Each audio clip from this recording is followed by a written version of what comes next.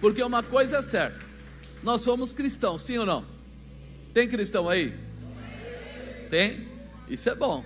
Se nós somos cristãos, a gente tem promessas, é ou não é? Você lembra o que a Bíblia dizia? A gente vê lá, toda vez que o povo se distanciava de Deus, vinham as dificuldades. E toda vez que o povo se voltava para Deus, o Senhor arrebanhava o seu povo e dava vitória. Então nós precisamos ter um elo de ligação, Jesus Cristo. Nós precisamos ter um elo de comunhão, a palavra de Deus. Nós precisamos ter um elo de determinação, fazer-se cumprir a palavra do Senhor. E hoje é quarta-feira, nós estamos nessa série 12 por 12 e acreditando, que nós vamos ver a glória de Deus se manifestar o ano todo que vem e aí por diante. Por isso está aqui o tema, colocando tudo em ordem. Mas por que colocar tudo em ordem? Porque, amados, se a gente quer ter algum bom proveito, a gente tem que ter as coisas em ordem. Já pensou se de repente você fosse chegar lá, sei lá, na sua geladeira, quer pegar alguma coisa, está tudo misturado? Quanto tempo você leva? Se você de repente quer tomar uma atitude dentro da sua casa, quer pegar, sei lá, o aspirador de pó, onde será que ele está? Dentro da geladeira, atrás do fogão, lá no quarto, onde ele tem um lugar certo para estar. Por isso, o princípio de tudo é a organização, colocar as coisas nos devidos lugares. Então quando a gente começa a pensar nisso, a gente começa a pensar um exemplo, uma mesa. Uma mesa normalmente tem 4 pés, ou 4 pernas, tal. Aí você fala assim, tá bom, se eu tiver com 3 pernas, ela ainda fica em pé? Fica. Se você deixar ela fica em pé. Mas quando você começa a colocar coisas em cima dela, qual é o risco? Ela cair. Por isso, se nós queremos usar aquela mesa, a primeira coisa a fazer é consertar, é colocar em ordem, é restaurar. Para quê? Para que eu possa tirar o melhor proveito da mesa. Isso não é usado só para a mesa, mas isso é usado para a nossa vida em todas as áreas. Deixa eu ler aqui um trecho da palavra para você, vai ficar mais fácil, né? Está aqui, 1 Reis 18:30. 1 Reis 18:30. Então Elias disse a todo o povo, chegai-vos a mim, e todo o povo se chegou a ele, reparou o altar do Senhor que estava quebrado, e Elias tomou 12 pedras, conforme o número das tribos dos filhos de Jacó, ao qual veio a palavra do Senhor, dizendo, Israel será o teu nome, e com aquelas pedras edificou o altar em nome do Senhor, depois fez um rego em redor do altar, segundo a largura de 2 medidas de semente. Então armou a lenha, dividiu o bezerro em pedaços e pôs sobre a lenha, e disse, enchei de água 4 cântaros, derramai-a sobre o holocausto e sobre a lenha, e disse, fazei-o segunda vez, e fizeram a segunda vez, e disse ainda, fazei a terceira vez, e o fizeram a terceira vez, de maneira que a água corria ao redor do altar, e ainda até o rego encheu-se de água. Sucedeu, pois, que oferecendo-se a oferta de manjares, o profeta Elias se chegou e disse, ó Senhor, Deus de Abraão, de Isaque, de Israel, manifeste-se hoje, que tu és Deus em Israel, e que eu sou o teu servo, e que conforme a tua palavra, fiz todas essas coisas. Responde-me, Senhor, responde-me, para que este povo conheça que tu, Senhor, és Deus, e que tu fizeste tornar o seu coração para trás. Então caiu o fogo do Senhor, e consumiu o holocausto, e a lenha, e as pedras, e o pó, e ainda lambeu a água que estava no rego. O que vendo todo o povo, caiu sobre os seus rostos, e disseram, só o Senhor é Deus, só o Senhor é Deus. Então veja, quando nós olhamos aqui para o nosso amado Elias, ele começa a tomar uma atitude, ele começa a colocar as coisas ali, para preparar, um sacrifício para o Senhor, porque ele tinha pedido um sinal de Deus. Qual era o sinal que ele tinha pedido? Descesse fogo do céu. Então ele estava preparando primeiro o que ele ia fazer, e a primeira coisa que é interessante, ele fala, disse a todo o povo, chegai-vos a mim. Todo o povo se chegou a ele, e reparou o altar do Senhor que estava quebrado. Ele chamou todo mundo para perto dele, para reparar o altar. Mas por que ele chamou todo o povo para ver o que ele ia fazer? Porque, amado, mentira não tem espaço. Não adianta a gente querer quebrar o galho.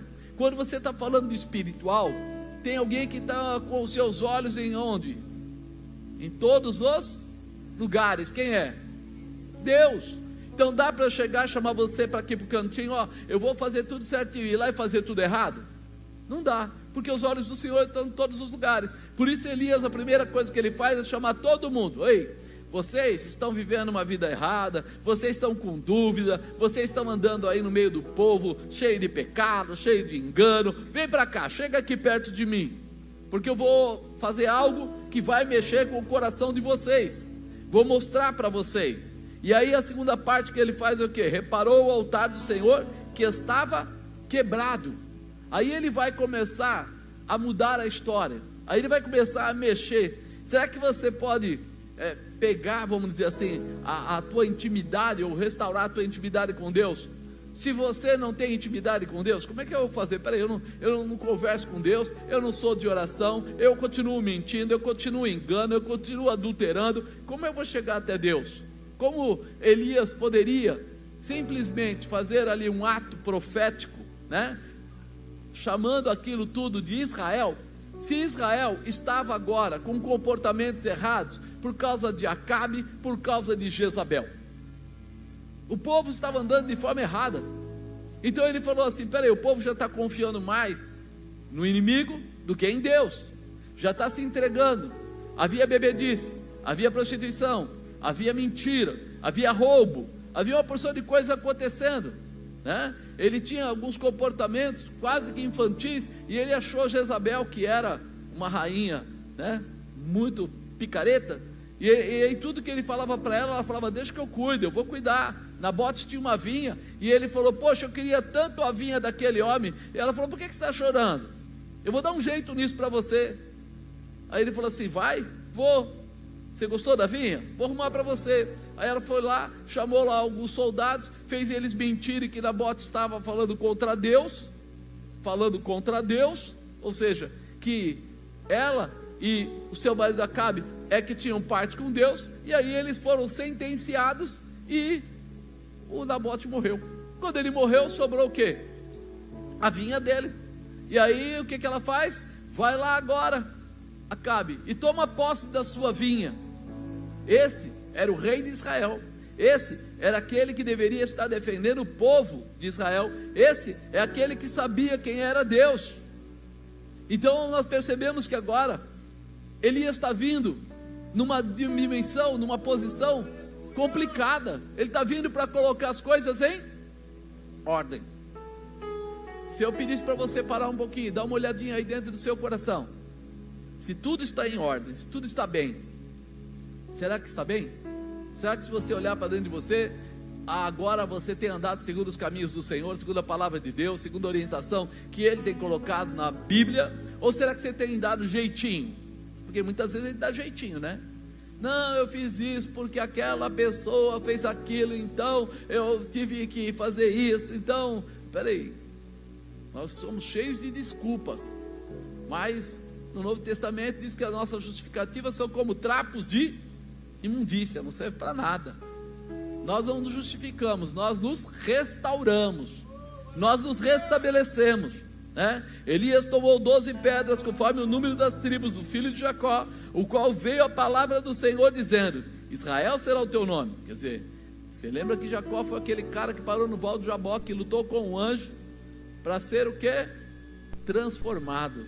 Por isso o nome dele deixou de ser Jacó para ser Israel, príncipe de Deus. Então você veja a mudança, e ele faz a questão de declarar isso, que aquelas 12 tribos representavam Israel, representavam os filhos de Deus, aqueles que tinham parte com o Senhor.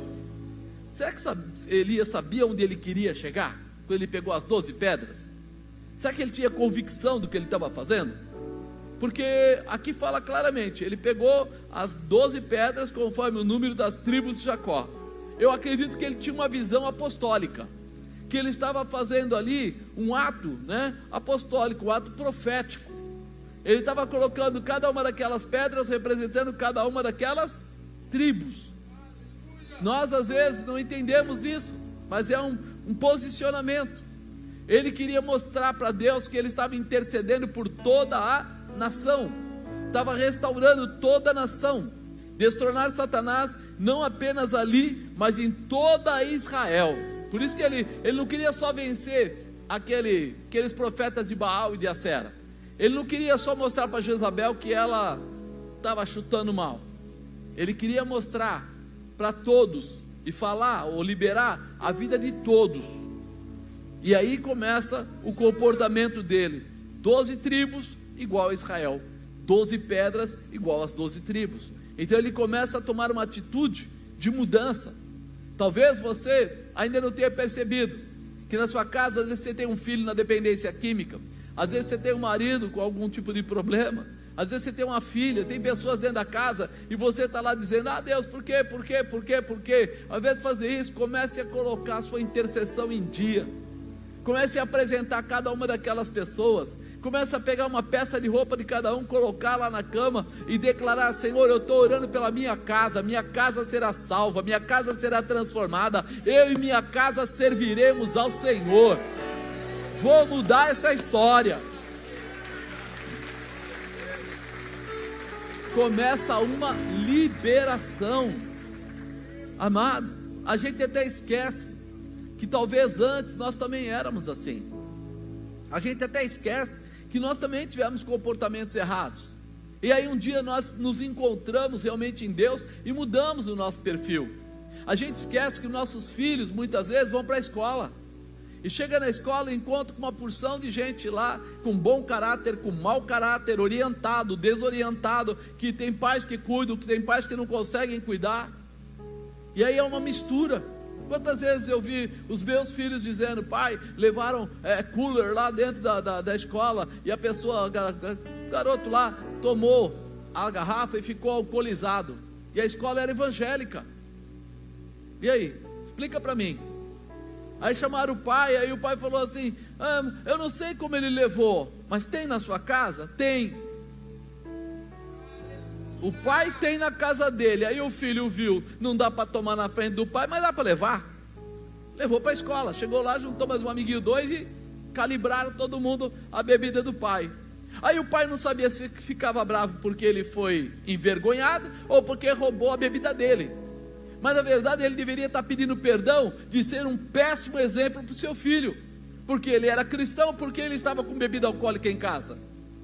Então o que nós fazemos muitas vezes trazem consequências ruins, e é hora de nós pegarmos o nosso altar, a nossa casa, a nossa família, o nosso lugar de trabalho, e começar a colocar cada coisa no seu devido lugar, porque nós queremos a manifestação de Deus. Se nós queremos a manifestação de Deus, o mal tem que sair, porque diz que onde Deus está, o mal não pode ficar. Mas se você está cultuando o mal, se você está entronizando o mal, você está desentronizando Deus. Peguei pesado? Então libera o teu coração para deixar Deus ser o Senhor da tua vida. Muda as tuas palavras, os teus comportamentos, a tua visão. Seja assim um exemplo fiel abaixo da Aramahai, apresentando e estabelecendo a tua família no altar do Senhor, quebrando toda a malignidade, toda a opressão, todo o jugo maligno. Com aquelas pedras edificou o altar em nome do Senhor. Depois fez um rego ao redor do altar, segundo a largura de 2 medidas de semente. Então, as pedras foram a base da edificação do altar. As pedras representavam exatamente o que? Israel, as 12 tribos. Então, ele edificou um altar para Deus com Israel. Você vai edificar um altar lá na sua casa com a sua família, com os seus filhos, com seu marido, com sua esposa. Ah, mas apóstolo, eles não sabem muito bem. Eles não sabem, aqui também ele não foi buscar todo mundo. Eu vou na tribo de Dan, eu vou na tribo de Benjamim, Não, ele não foi não. Mas ele sabia o que ele estava fazendo. Ele estava trazendo cura. Ele estava se arrependendo por eles e apresentando eles.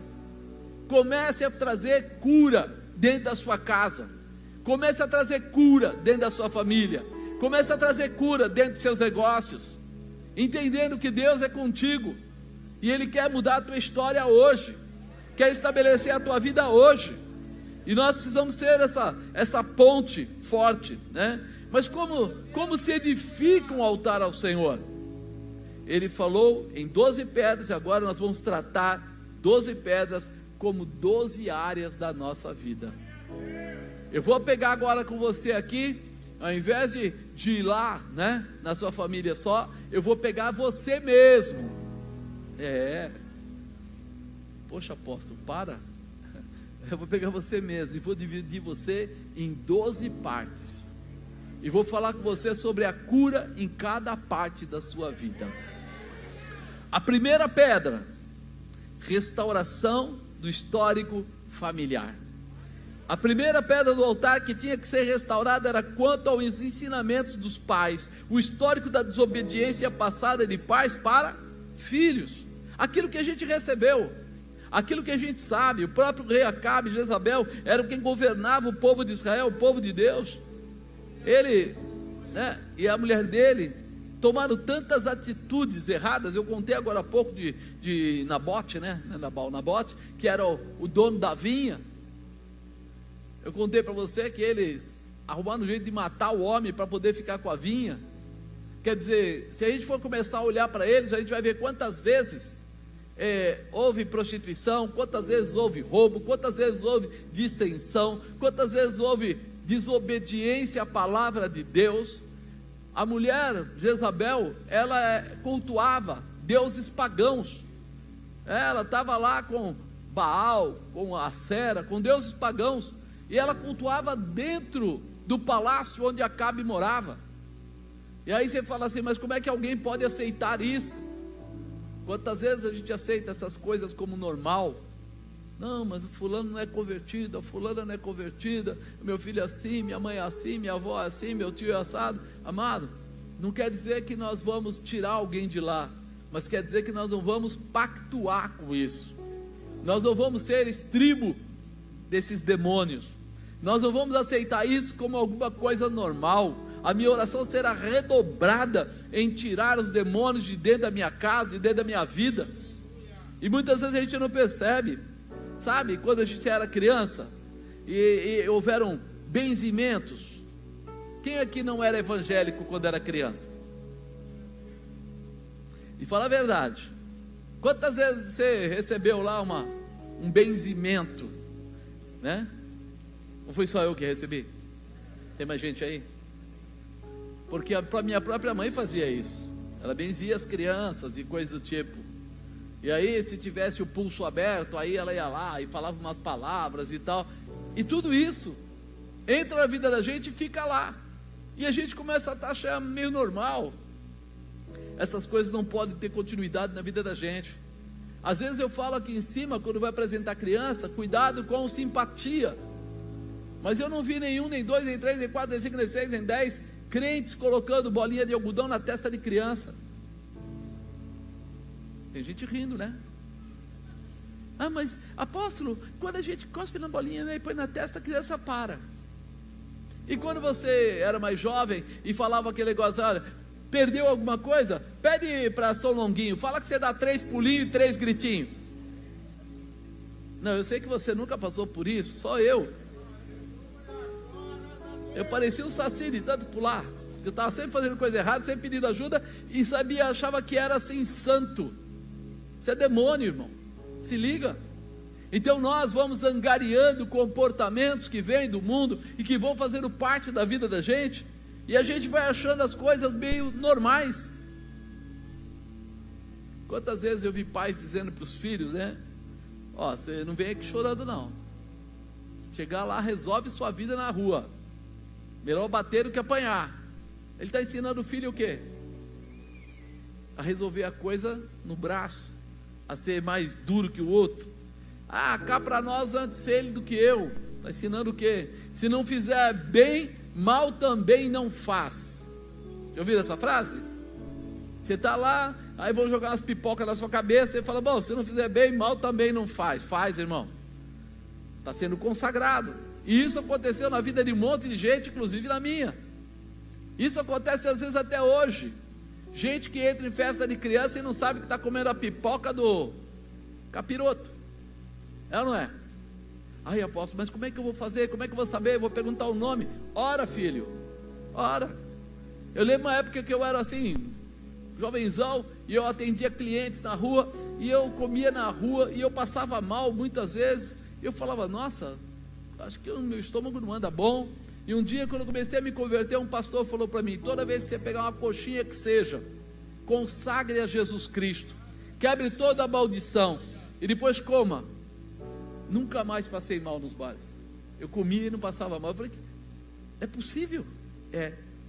E um dia aconteceu isso, que eu fui de tudo na vida, né? Eu comprei uma máquina daquelas fliperama, aquelas que jogavam no bar, né? Pá. E aí, porque um amigo meu fazia muito esse tipo de negócio, ele alugava máquinas e vendia as fichinhas e ficava lá com uma participação para o dono do bar, uma participação para ele. Ele falou para mim assim: cara, vamos fazer isso, eu estou fazendo, está dando dinheiro, faz você também. Eu falei, eu nunca fiz isso, você vai fazer. Aí eu comecei colocando justamente no bar de uma cunhada, uma pessoa que conhecia, só que ela era espírita. E aí eu passei lá uma manhã para poder fazer o quê? Abrir a máquina, tirar as fichas, contar, separar, ver o que entrou, pegar o dinheiro que me cabia. Para falar a verdade, eu nunca recebi dinheiro dessa máquina, só tomei chapéu, mas tudo bem. E a gente pensa que é esperto e descobre que não é, né? Aí eu cheguei lá e ela falou assim: só um minuto. Eu falei, tá bom, fiquei lá fora, né, na calçada esperando. Uma fumaceira, eu falei, rapaz, está pegando fogo em alguma coisa. E daqui a pouco começou a sair para fora aquele negócio de fumador, para lá, para cá, não sei o que. Eu falei, o que você está fazendo? Ela falou, eu estou consagrando. Consagrando o quê? Todas as bebidas e todas as comidas. Como assim? Quem entrar aqui e tomar o primeiro trago, não sai daqui enquanto não acabar o dinheiro. Eu falei, uau, já comi um monte de coxinha aqui. O que eu estou fazendo com a minha vida? Aí você não entende, porque você fica doentinho à toa, porque você tem problema. Mas se você entender quem é Jesus na sua vida, aonde você chegar, não importa onde, você vai chegar no hotel, você vai chegar, sei lá, no passeio, você vai chegar, a primeira coisa que você vai falar é: Senhor, eu agora me cubro com o teu sangue e consagro tudo que está nessa mesa, tudo que está aqui dentro. Eu sei que o Senhor vai cuidar de mim. Pronto, acabou. Você quebrou toda a artimanha de Satanás. Só que nós não aprendemos isso. E nós vamos fazendo as coisas do jeito que dá para fazer, entrando na casa de qualquer um, comendo qualquer coisa, participando, e nem percebemos que muitas vezes nós estamos dando liberdade para o inimigo trabalhar na nossa vida. Então eu acredito que a primeira pedra que precisa ser restaurada é o histórico familiar. É você lembrar de tantas coisas que você não pediu a proteção de Deus, e que você também não quebrou nenhuma maldição, você ficou naquela, você continua achando normal, você continua achando bacana. Está na hora de você mudar essa estrutura. A segunda pedra é dos hábitos do mundo, né? Quantas vezes acostumamos tanto com o mundo, que nossos comportamentos começam a ser moldados, o que é certo perante o mundo, e não o que é certo perante Deus. Já repararam que nós estamos vivendo essa época? Mas todo mundo faz. Já viu essa frase? Mas todo mundo faz. Você viu alguma vez na Bíblia Jesus dizendo isso? Faça, meu filho, porque todo mundo faz. Nunca ouviu, porque não existe. Então a primeira coisa que tem que colocar no seu coração é a convicção que você não anda pelo mundo, você anda pela fé. E pela fé em quem? Em Jesus Cristo. Então nossa visão é totalmente renovada perante Ele. Aquele povo já casava com mulheres que não eram hebreias. Você lembra que a Bíblia diz para a gente não ter comunhão com pessoas em julgo desigual? Se você falar isso hoje, a pessoa te leva no tribunal. O quê? Você está fazendo acepção de pessoas? Não. Toda vez que você for namorar, ou a mulher ou o homem, com uma pessoa que não é da mesma religião, o que vai acontecer? Ter dificuldades. Por que ter dificuldades? Porque o que um acredita, o outro não acredita.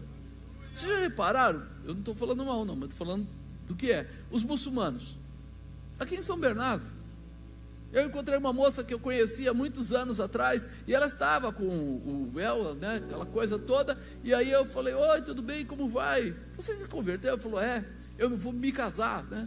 Aí eu falei assim: mas e? Ele falou: não, se você não se converter, ele não casa com você. Então ele é mais sábio do que nós. Por quê? Porque o que eu conheço de gente cristã que casou com gente não convertida e depois teve um monte de problema, não está escrito. Lá não. Quero, vai, vou. Então se converte. Vai ser esposa, vai ter uma família, vai participar, vai ficar, ou vai embora. Mas não vai ficar dentro daquela situação. E isso é uma declaração. Espera aí, se você acredita em Jesus Cristo, se você quer viver Jesus Cristo, se você quer a palavra como sua regra de fé e prática, a melhor coisa é você ter pessoas com você que pensem como você, que você possa compartilhar a oração, que você possa compartilhar o jejum, que você possa viver todo o ensinamento, a base de ensinamento. Aquele povo já tinha casando errado, adorava outros deuses, prostituição era aceita, mentiras e falta de temor a Deus eram coisas corriqueiras, estava acontecendo normalmente. Você se lembra o que Jesus fez com aquele cordel quando ele entrou no templo? Você lembra que ele deu um chute, uma bica naquela barraquinha dele lá e derrubou tudo? Aquele povo que estava lá dentro era o quê? O que você acha? Aquele povo que estava lá vendendo, fazendo toda a muambagem, tudo, o que eles eram? Árabes? Não, eram judeus. E Jesus foi lá e chutou tudo. Por quê? Porque ele viu que os comportamentos deles estavam fora dos padrões. Espera aí, vocês estão aqui para negociar, o lugar de entrar no templo, é o lugar de fazer o que é certo, de adorar, até na época ainda tinha expiação do pecado através do animal, mas não de tornar aquilo simples e tão somente um comércio. E é aí que a gente começa a perceber que tem coisas que precisam ser restauradas. E hoje o que acontece com muitas pessoas cristãs? Elas mentem, elas enganam, elas roubam, elas se prostituem, elas bebem, elas fazem simpatias, como eu falei, até frequentam faculdade de bruxas. Teve uma cristã que falou isso para mim, mas eu precisava conhecer. Meu irmão, para saber que dói uma martelada no dedo, você precisa dar martelada no dedo? Então pegue lá o que vai ser dado de matéria, você vai entender. Se é uma faculdade Wicca, né, de bruxas lá, o que você vai fazer lá? Você é bruxa? Percebe? E de repente o pessoal vai, carregam patuás para dar sorte, votam em pessoas que são contra os princípios de Deus, e acham que está tudo normal. Não, está tudo normal. E aí você fala assim: mas espera aí, está na hora de a gente fazer o quê? Abrir mão, ou liberar, ou restaurar essa pedra dos hábitos, né, que são hábitos do mundo, precisamos tirar. Terceira pedra, do egocentrismo. Irmãos, vocês estão ficando tão em silêncio que eu estou ficando preocupado. Dá pelo menos um gloriazinho de vez em quando, tá? Para fazer de conta que vocês estão gostando, né? Eu preciso abrir mão do egocentrismo. Egocentrismo quer dizer pensar só em nós mesmos. Quando eu consigo pensar só em mim mesmo, eu estou sendo egocêntrico. Pessoas vivem leis próprias. Se as situações lhe agradam, então está tudo bem. Mas se não agradam, meu Deus, né? O problema é quando não agradam, aí se sentem ofendidas, farão qualquer coisa para reverter o quadro, desde ofender, mentir, magoar, machucar, enganar, alguns até matar se for possível. Quantas vezes eu ouvi isso? Se um irmão não está bem com o outro, ele ataca o outro direto ou indiretamente, ele começa a apontar, ele começa a ofender, ele mente, fala mal da pessoa sem a pessoa ter feito nada, mas porque ele se sentiu magoado, porque ele acha que ele não está sendo valorizado. E isso, com certeza, é egocentrismo, é o orgulho próprio. Precisa mudar isso. Você precisa entender que você morreu para o mundo e nasceu para Cristo. Sim ou não? Se você morreu para o mundo e nasceu para Cristo, a sua carne não vai mais te dominar. Você não vai ser mais manipulado. Você não vai mais chegar e falar assim. Às vezes a gente conversa com pessoas, eu e Dona Bispa, e a pessoa fala assim: ó, desculpa, mas eu não consigo perdoar o meu ex-marido, eu não consigo perdoar a minha sogra, o meu sogro, eu não consigo perdoar. Se ele está com esse problema, é porque ele está precisando de restauração. Tem uma pedra no altar dele que não está bem, precisa ser restaurada, porque o orgulho dele, a carne dele está gritando muito. A carne dele, mas só não sabe o que eu passei. Amado, com certeza você deve ter sofrido bastante, com certeza você não vai esquecer do que aquela pessoa fez para você, mas você vai desvencilhar isso da sua vida, vai tirar esse carrapato que está grudado na sua perna, você vai começar a viver, se abrir para viver uma novidade de vida, e não vai ser mais dominado por esse tipo de situação. A quarta pedra, de não negociar nossa fé. Diga, não negociar a minha fé. Porque se eu negocio a minha fé, eu não recebo a minha bênção. Se eu não entendo isso, eu acabo cedendo para o lado errado. Infelizmente muitas pessoas trocam às vezes de pastor, de igreja, trocam até de Deus, com o objetivo de receber o que? A sua bênção. Amados, nós aqui já vimos muitas pessoas passarem pela igreja nesses últimos, de Aliança da Paz, 20 anos vai fazer. Nós vimos gente de todo tipo. E é engraçado, depois de um tempo a gente encontra as pessoas, e 90% das pessoas fazem colocações assim: você sabe que até hoje eu não sei exatamente por que eu saí. Mas como você saiu? Não, aquela pessoa começou a falar, e eu comecei a ficar irritado, eu comecei a achar, ela tem razão. Mas depois que nós saímos, a pessoa se desconverteu, foi embora, e eu fiquei sozinho. Eu falei, por que você não volta? Aí ela falava, mas não é legal, o que vão dizer de mim? Então o diabo tem maneiras de destruir a pessoa espiritualmente, tirando dela exatamente aquilo que pertence a ela, a fé. A sua fé vai te firmar, não em homens, mas em Cristo. Vai estar colocando você num posicionamento especial, independente de quem. Ah, o meu marido brigou comigo, acabou a sua fé? Não, meu filho brigou comigo, acabou a sua fé? Não, o patrão me mandou embora, acabou a sua fé? Você percebe?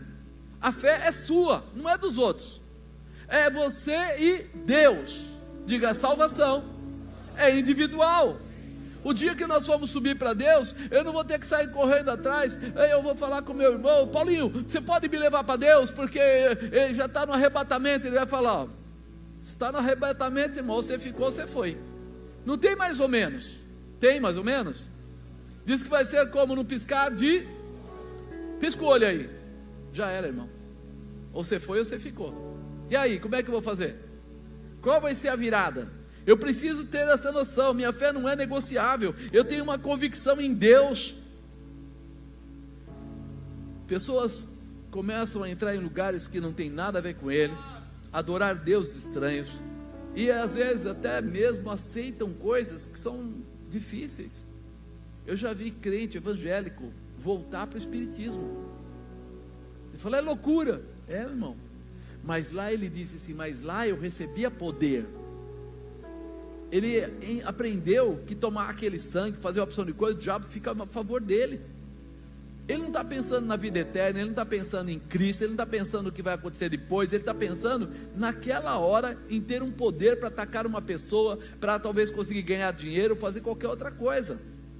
Mas ele não está lembrando que ele está entregando a vida dele em troca daquilo, que ele não tem mais domínio sobre a vida dele.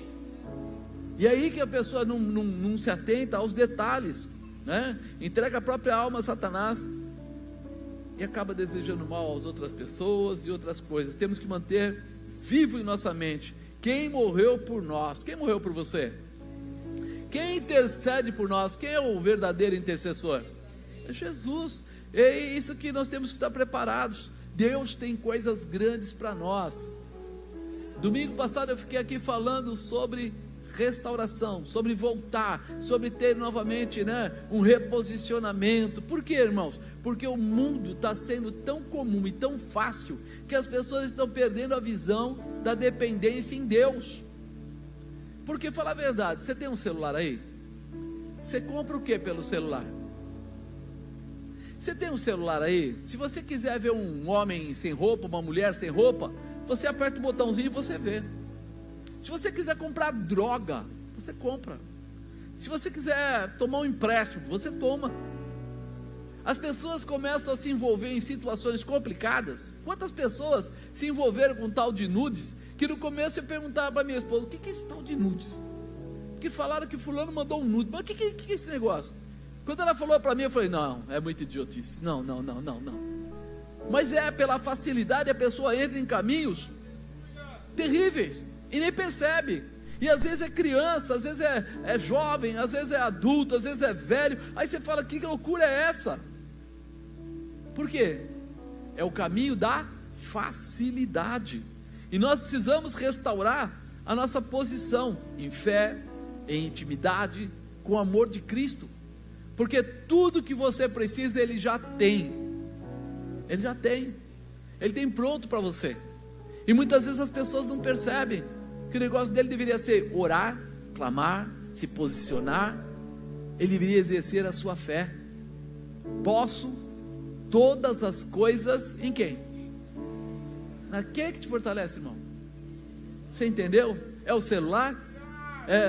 A gente vê que é uma facilidade incrível eu ter um celular, até porque tem N Bíblias lá dentro, até em outras linguagens, e outros, japonês, é bacana pra caramba, mas nunca vai ser igual a você ter a sua Bíblia, e você anotando, lendo, abrindo, lendo, tal e tal, isso vai trazendo uma intimidade, você começa a gravar certas coisas, onde você acha, como você acha. É lógico que é muito mais fácil você ir lá e colocar a abreviatura e vir a palavra que você quer, mas é diferente de você começar a ler e entrar na dimensão espiritual. É necessário que a gente volte um pouco, se complete, para ter a continuidade. Não é errado usar celular, não é errado, mas se você tiver uma Bíblia na mão, vai te facilitar, a Bíblia de estudo principalmente, vai te ajudar muito. Quinta pedra de fortalecimento, aumentando a nossa fé. Precisamos nos fortalecer, não é só ter a fé, eu preciso fortalecer ela cada dia. É como se eu andasse com o carro, mas não colocasse a gasolina. Um dia ela acaba, um dia ele termina.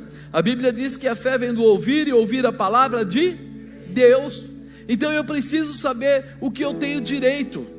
Eu vi uma historinha outro dia, que uma pessoa colocou lá na internet, e disse que tinha uma senhora que trabalhou muitos anos para um homem muito rico, e quando ele estava morrendo, ele deu para ela um documento. Ela era analfabeta, e ela viu aquele documento bonito, assinado, aquela coisa toda, ela colocou num quadro, porque era muito bonito, e aí ele ficou lá no quadro, ela achou maravilhoso.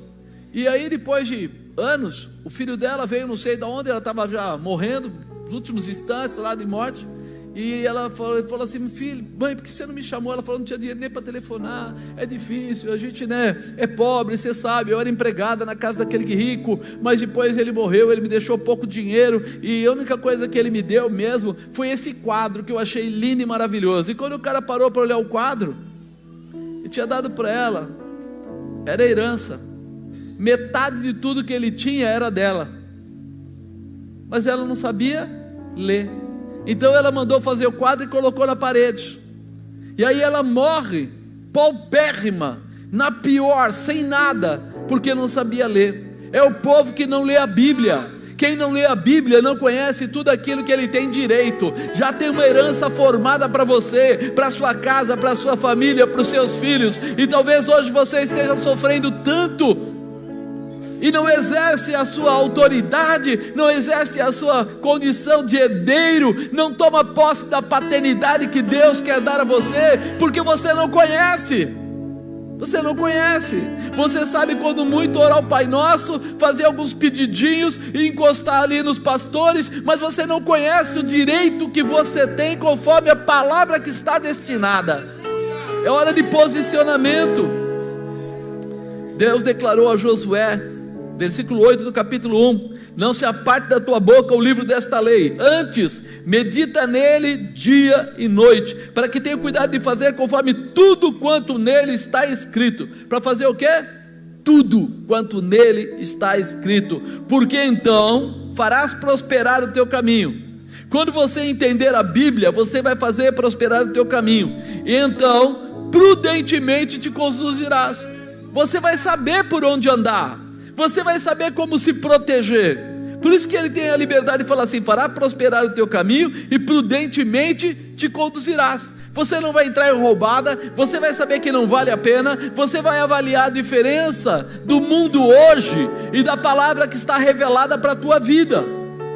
Quantas pessoas perdem casamento, quantas pessoas perdem emprego, quantas pessoas perdem os seus rendimentos, seus negócios, porque se envolvem de forma errada. Mas a Bíblia é aquela regra de fé, é prática, que nos fornece toda orientação. Nós precisamos nos fortalecer, aumentando a nossa fé através da oração e do jejum. Meu Deus, falar hoje de jejum, o pessoal falou: o quê? Que loucura é essa? Ficar sem comer? Não, irmão, entrar numa intimidade especial com Deus. Na palavra do Senhor havia uma determinação que os pais contassem aos filhos. Lembra? Na Páscoa, todo ano, nós vimos isso. A gente estava em Israel, fomos ficar num hotel, e justamente o povo lá estava recolhido numa sala bem grande, e as crianças, todo mundo lá dentro, e o mais velho de todos tinha liberdade. Então o mais velho, a gente ficou de longe só, olhando, e esse mais velho vai, todo mundo se cala, criança se cala, jovem se cala, adulto se cala, mulher se cala, homem se cala, não tem ninguém importante lá, o mais velho vai falar, e ele faz o que? Segundo o que o próprio rapaz estava com a gente, que fala hebraico lá, ele falou assim: ele está contando tudo o que aconteceu na Páscoa, ele está contando para eles. Você acha que todo mundo já não sabia? Mas todo ano, naquele período, eles vão para lá, se juntam no hotel, tira todo mundo de casa, vai para aquele lugar, aí eles vão, esse mais velho vai contar toda a história de novo, depois que ele contar tudo de novo, aí todo mundo vai comer e se alegrar. Faz parte, irmão. Agora a gente quer assim: apóstolo, meu Deus, já são quase 9 horas, já está na hora de ir embora, o senhor está falando demais. Eles vão para ficar a noite inteira lá, não estão nem aí. Começou lá a hora que o sol baixou, e agora podem sair de lá quando for de manhã, quando o sol voltar, porque eles querem ouvir o que vai ser falado. Mas é a mesma coisa? Pois é, mas para eles não é a mesma coisa. Para eles a palavra se renova cada vez que é contada, a promessa se renova cada vez que é contada. Quando você lê a Bíblia, olha para ela assim, como um renovo que Deus está te dando, como uma restauração que Deus está te dando, como um restabelecimento que Deus está te dando, como um novo propósito para um novo tempo, para a sua vida, para a sua casa, para a sua família. Não pare na metade, não volte atrás, acredite, coisas grandes de Deus estão indo na sua direção. Você precisa fortalecer a sua fé. Sexto, para a sexta pedra, para vencermos os desejos sexuais da carne. Amado, isso é sério. Uma das coisas que sempre pegou muito forte os homens, as mulheres, foi a prostituição e os desejos sexuais.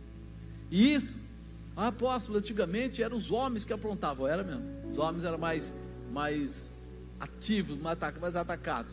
Passou um tempo, as mulheres pediram para ser iguais, estão sendo iguais. Também vão lá e fazem o que tem que fazer. Antigamente, quem usava mais o álcool era o homem. Hoje, segundo estudos e pesquisas, quem usa mais álcool é mulher. Antigamente, quem usava mais a cocaína, o crack, era o homem. Hoje, segundo os estudos da revista Veja, outra revista aí, é a mulher. Eu não sei, ela quis ser tão igual, mas ela foi pegar a parte ruim. Ela deveria pegar a parte boa, não a parte ruim. Pegou só as partes ruins. Que droga é essa, né? Quando o homem partia para sacrificar, na época do Velho Testamento, ele tinha que estar em purificação, ou seja, ele tinha que se ausentar do sexo, que era exatamente para o cara estar com a cabeça dele em Deus. Por quê? Porque o sexo, ele é ligado ao físico. Então, se você deixar a sua carne transitar, ela daqui a pouco está sobrepondo o espiritual, e daqui a pouco você perde esse controle todo. É por isso que tantas pessoas aí traem suas mulheres e traem seus maridos, porque eles não procuram um relacionamento marital, é uma coisa de casado. Ele procura uma satisfação, e a satisfação da carne não tem razão para ser o Zé, o Antônio, a Maria, o João, não importa. É o que eles têm até pregado para aqueles outros comportamentos, né, de homossexual e etc. É sentir prazer e nada mais. Antigamente não. A orientação é: você vai deixar o seu pai, a sua mãe, e vai constituir uma nova família. Então quando ele falava família, ele falava gerar filhos. Então tinha que ser um homem e uma mulher, porque senão não geraria filhos. Então toda a orientação estava pautada nesse tipo de coisa. Então hoje a gente percebe que nós precisamos realmente rever os nossos comportamentos. Nós precisamos, mas é proibido o sexo? Não, se você é casado, divirta-se. Mas o problema não é esse. O problema é como as pessoas estão vendo isso, porque quando a pessoa, o marido ou a mulher tem algum problema, o outro já bota o olho gordo lá fora. Então não é isso. É amor com sexo. Não é só o sexo. Há uma mudança, e isso precisa ser restaurado. No Novo Testamento nós costumamos ver orientação para que os homens e as mulheres venham a tomar cuidado com isso. O que ele fala, né? Uma das situações mais difíceis, tanto para o homem como para a mulher, jovens ou não, é ter um comportamento condigno com esta área. Então a Bíblia fala assim: se desejarmos a mulher ou o homem, já estamos em pecado. Nós pecamos por pensamentos. Entendeu? Então nós olhamos para isso e começamos a entender que se nós deixarmos a nossa mente à disposição, o inimigo vai trabalhar. O que as nossas mães falavam no passado? Mente vazia, oficina do diabo. Não tem nada a ver com a Bíblia, mas é uma verdade. Quando você fica com a mente disponível, entra qualquer coisa. Entra raiva, entra ira, mas também entra sexo, etc. Então nós precisamos começar a rever o nosso tempo. Quanto menos você ler a Bíblia, quanto menos você entrar em intimidade com Deus, mais a sua carne vai ter liberdade, menos você vai ter parâmetros de comparação e de avaliação. E é o que está acontecendo hoje. O que eu estou fazendo aqui, de falar tudo isso para vocês, os pastores não falam. Mas por que não falam? Porque não é legal. Isso não traz boas amizades, não faz as pessoas pularem, sapatearem, não chama atenção, mas é uma realidade. Nós precisamos estar fortalecidos, renovados, preparados, estabelecidos, realmente cheios da presença de Deus, né? Porque a Bíblia diz que a nossa boca fala o que o nosso coração está cheio. Então se está saindo muitas coisas erradas pela sua boca, é porque o seu coração está com ausência de Bíblia, ausência de Deus, ausência de intimidade. Isso é muito importante. Sétima pedra: amor ao próximo. Será que a sua pedra aí do amor ao próximo está lapidada, está legal? Jesus assumiu os mandamentos de Deus, né? Colocou para Moisés, orientou ali: amar ao próximo como a nós mesmos e a Deus sobre todas as coisas. Lembra quando perguntaram para ele? Ele falou: vou resumir em 2, não vou nem falar dos 10, vou resumir em 2. O primeiro, amar a Deus sobre todas as coisas. O segundo, amar ao teu próximo como a ti mesmo. Deus amou o mundo de tal maneira que enviou o seu Filho unigênito para que todo aquele que nele crê não pereça, mas tenha vida eterna. Então o tamanho do amor de Deus por você foi tão grande que Ele coloca o Filho dele para pagar o preço do seu pecado e te liberar, e te dar a vitória. E aí ele fala: a tua continuação agora é que você ame as pessoas que estão à sua volta como você ama a si mesmo. Será que nós estamos vivendo assim? Jesus amou tanto cada um de nós que deu a vida dele. Nós temos preguiça de evangelizar. Já viram como é difícil as pessoas falar hoje de Jesus para os outros? Você tem uma vizinha que está com um problema lá com o marido, com o filho, mas você não tem paciência de ir lá e falar assim: olha, vamos lá para a igreja, a gente vai orar, Deus vai fazer alguma coisa. Apóstolo, mas ela não quer ir na igreja. Tá bom, então pega o nome dela e começa a orar para que Deus abra a mente dela, para que ela venha à igreja. Você vai liberar o caminho dela, você vai liberar a mente dela primeiro. Não adianta você querer orar pelo marido dela, se você sabe que ela está frágil ou fragilizada. Você começa a orar primeiro para que Deus abra a mente dela, para que ela possa vir e receber essa força. Porque se ela não vier, qualquer outra coisa vai atrapalhar ela de novo. Então a melhor coisa é você começar a orar pela pessoa. Então evangelizar, né? Para nós é difícil levantar uma oferta que seja, o pessoal já fica assustado, né? Às vezes de alimento, de roupas, ou qualquer outra coisa, fica impossível, porque amar o próximo, para as pessoas, não é gastar dinheiro, não é dividir a cesta básica que tem, não é ajudar quem precisa lá fora.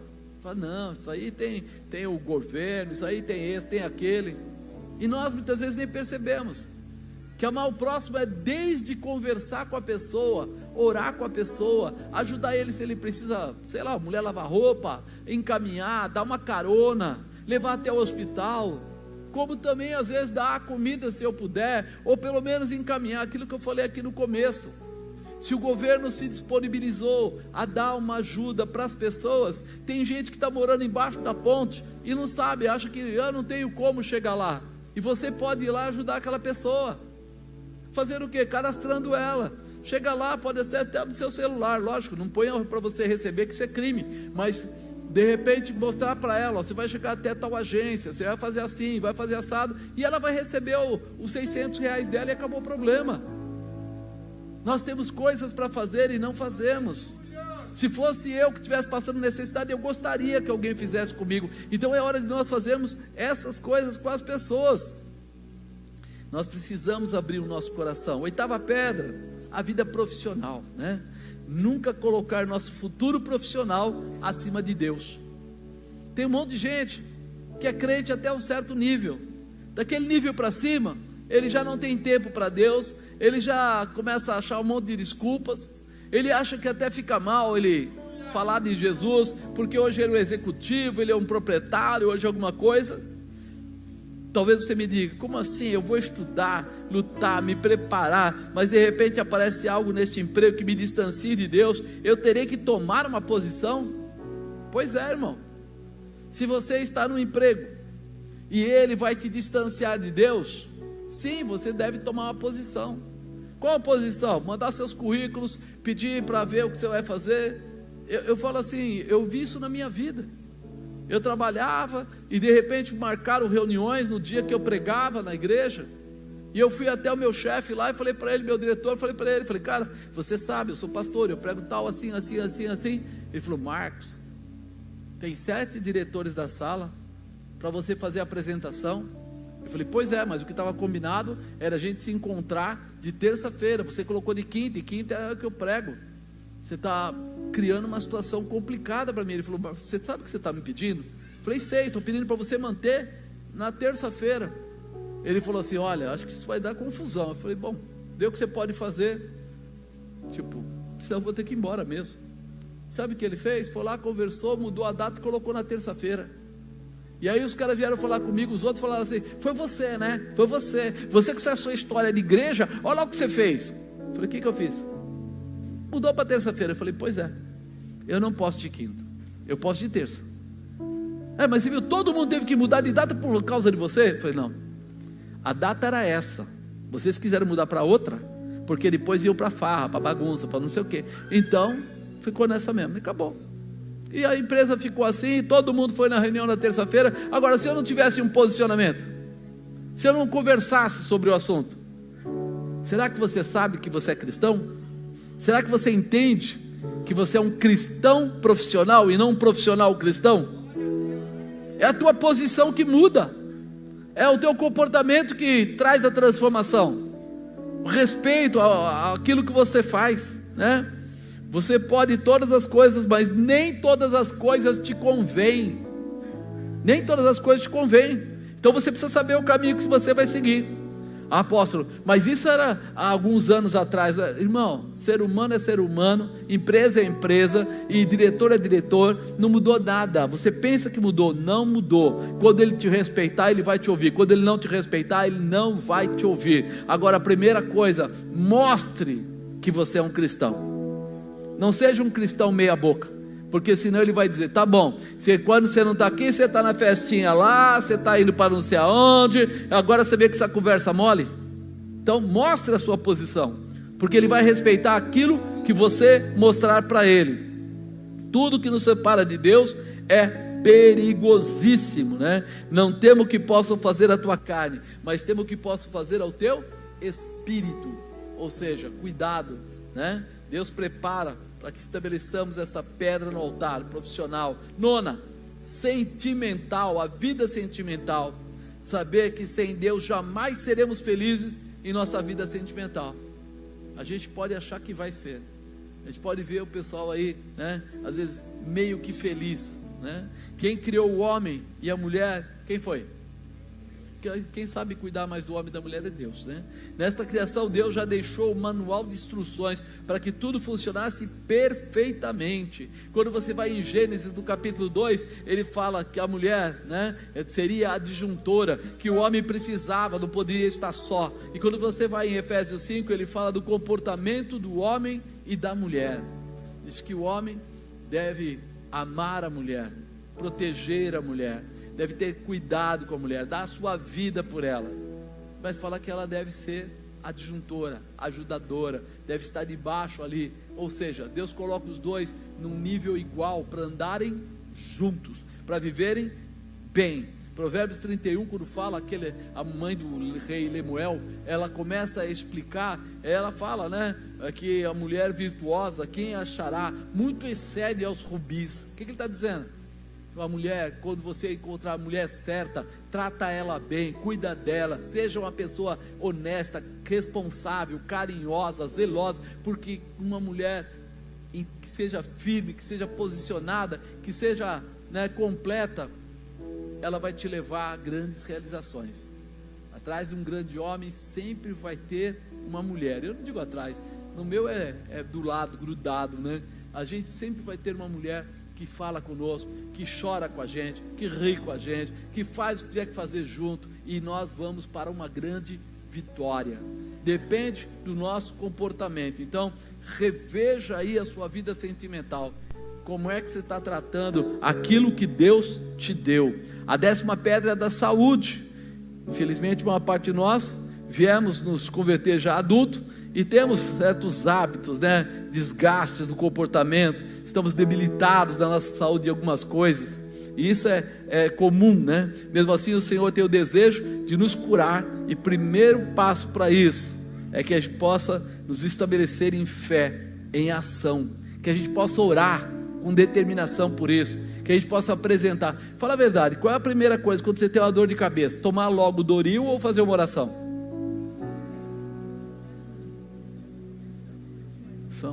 Tem 3 são aqui, e o Uril, Dorflex, não, Dorflex, né? É porque eu errei o remédio, né? Eu errei o remédio. Mas a gente normalmente, a primeira coisa que faz quando vem uma dor é enfiar a mão na gaveta, tirar o comprimido, jogar na boca, tomar um copo d'água e seguir adiante, porque eu não posso parar, eu tenho muita coisa para fazer, eu sou muito ocupado. Depois da úlcera, depois da, né, problema no intestino, depois da não sei o que, depois vai andando. Mas e se eu parasse e apresentasse a Deus o meu corpo? Eu clamasse ao Senhor, porque nós deixamos passar, e quando chega lá nos 60 e tantos, a gente começa a tentar consertar, a gente fala, eu não sei porque Deus não me ouve. Ele fala, eu podia ter te ouvido antes, se você não tivesse enfiado o pé até do acelerador, até embaixo, né? Dava para ter feito muita coisa, né? Recebendo a palavra profética da cura, vinda do Senhor. Hoje, a gente vê muito poucas pessoas procurando a igreja para receber a cura. A gente vê as pessoas com problemas financeiros, a gente vê as pessoas muitas vezes falando, né, sobre um relacionamento sentimental, coisas que são totalmente físicas. Quando fala de cura, fala de coisas assim, o pessoal já não, como já acostumou. Afinal de contas também o governo está dando remédio, a gente vai lá, pega na farmácia popular e toma. Mas a grande verdade é que Deus cura todas as áreas da sua vida. Então não pare, não se encolha, vem para cima, procura o seu líder, o pastor que está te orientando, pede oração, procura, vê que sempre deixamos aqui no final, alguns pastores aqui na frente, pede oração, pede para que clame pela sua vida, qualquer área que seja, porque Deus pode todas as coisas, então não volta atrás, né? Deus espera que nós nos estabelecemos aí no altar, para que Ele possa responder. A 11ª pedra é vida familiar, né? Nossa vida familiar no altar de Deus sempre será totalmente abençoada. Se você reparar na Bíblia, Deus sempre demonstrou prazer em abençoar a família. Lembra de Noé? Deus falou assim que Noé era o cara especial. Mas quando falou para ele, você vai construir a arca, ele falou, vou, aí vai entrar você, sua mulher e seus filhos e as suas noras. Mas quem ele falou que era especial? Noé. Mas quando Noé se tornou especial para Deus, toda a família dele foi resgatada. E eu pergunto para você, será que você é especial o suficiente para Deus, para toda a sua família ser resgatada através de você? Você vai ter que poder encher a boca e dizer, eu e minha casa serviremos ao Senhor. Você vai ser a pedra fundamental, né? Quando ele fala com Abraão, o que ele fala? Em ti serão benditas todas as famílias da terra. Colocou Abraão como pai das multidões, como aquele que ia trazer mudança. Então Deus gosta disso, né? Ele gosta de falar, tua semente darei toda essa terra, quer dizer, teus filhos vão ver a minha glória, né? Agora é importante a gente entender que Deus tem tudo com a família, tem tudo. Então, se Ele tem tudo com a família, eu devo buscar a Ele com a minha família, porque eu vou ver tudo que Ele tem de bom para acrescentar, né? Com Isaac, com Jacó, o Senhor sempre confirmou esta herança. Com Davi, o Senhor disse, não faltará descendentes de ti que se assente no trono. Lembra de Salomão?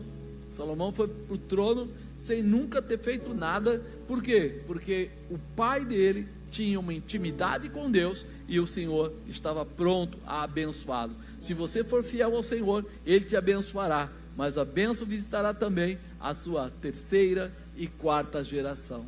Não é só você que vai ser abençoado, seus filhos serão abençoados, os filhos dos seus filhos serão abençoados, e os filhos dos filhos dos seus filhos serão abençoados através de você. É muito importante. E 12ª pedra, a última pedra, é a vida financeira. A vida financeira.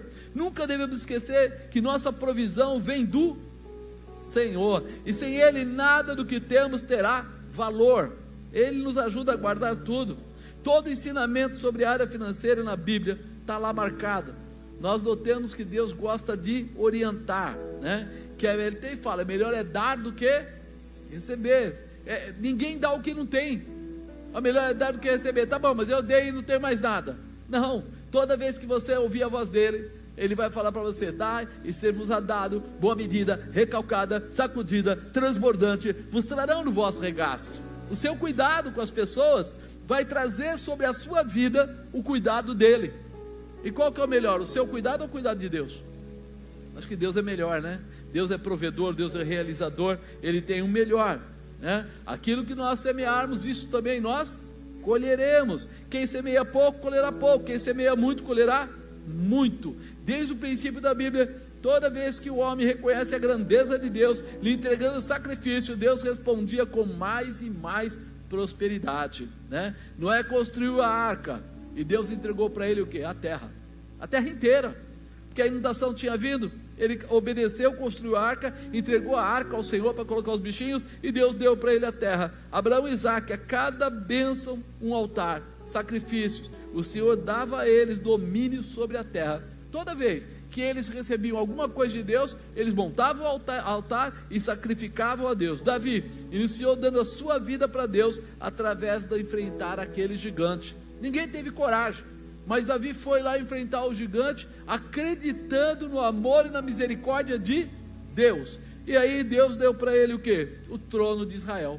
Deu a ele todo o reinado.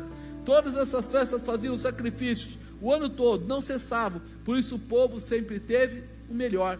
Você pode olhar para Israel, quando começam as festas, né? Tabernáculos, Páscoa, cada uma delas, Purim, cada uma das festas deles é sempre em honra, é sempre em agradecimento, é sempre elevando a Deus, e Deus sempre respondendo a eles naquilo que eles precisavam. Quando a gente olha para isso, a gente percebe, peraí, Deus sempre tem algo melhor para colocar. O que Elias fez? Ele foi, encheu os cântaros de água, foi lá e jogou os 4 cântaros em cima da lenha, olhou tudo, jogou a segunda vez mais 4 cântaros, derramou, começou a vir aqui embaixo no rego em volta, pegou os terceiros 4 cântaros e jogou novamente, e aí a água tomou tudo em volta. 3 vezes 4? 12. ele sacrificou um cântaro de água, que naquela época estava faltando água há 3 anos e 6 meses, por cada uma daquelas pedras, ou por cada uma daquelas tribos, ou por cada uma das áreas da sua vida. E o que ele estava fazendo naquela hora? Sacrificando. Por quê? Disse: achei água, enchei de água os 4 cântaros, derramai sobre o holocausto, sobre a lenha, e diz: fazei a 2ª vez, fizeram a 3ª vez, de maneira que a água corria. Sucedeu lá no 36, sucedeu pois que, oferecendo-se a oferta de manjares, o profeta Elias se chegou ao Senhor. Daí ele vai pedir o quê? O fogo, e o fogo desce. Se nós entendermos isso, depois que ele estabeleceu o altar, que ele arrumou o altar, que ele colocou tudo em ordem, o milagre veio, a unção veio, o poder veio. Você olhou aqui as 12 áreas da sua vida. Se você passar essas 12 áreas e colocar as 12 áreas em ordem, seja lá o que você precisar, Deus vai manifestar na sua vida, vai manifestar sobre a sua cabeça, sobre a sua casa, sobre a sua família. Amém, amado? É fogo que todo mundo vê, mas que nem todo mundo tem. O fogo que desceu do céu, todo mundo viu, mas nem todo mundo tinha. Aquele homem, Elias, pediu fogo e Deus respondeu ao fogo, mas o povo ficou olhando o fogo. Eles não tinham fogo, mas eles estavam com quem tinha. Hoje nós vamos fazer o corredor aqui novamente, com os 3 talhos, e nós vamos pedir a Deus que desça sobre a sua vida, que você possa restaurar cada uma dessas pedras na sua vida, todas as áreas, e seja lá o que você pedir para Deus, o fogo vai descer, o fogo vai alcançar, o fogo vai realizar. Se for enfermidade, haverá cura. Se for financeiro, haverá prosperidade. Se for sentimental, haverá restauração. Se for familiar, será um testemunho vivo. Qualquer que seja a área, vai ser transformado e abençoado para a glória de Deus.